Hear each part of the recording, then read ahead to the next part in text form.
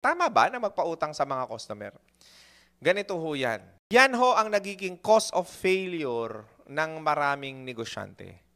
Yung tipong nagiging too much familiar na sa kanila yung mga customer nila. Tapos, dahil close na sila, dahil suki na sila, ipinapautang na nila yung customer nila. Tandaan nyo ho ito. Di baling lumiit po yung tubo po ninyo or yung kita ninyo kesa mawalan ka ng kita. So, ibig sabihin, hanggat maaari, cash-to-cash basis po ang transaction po natin.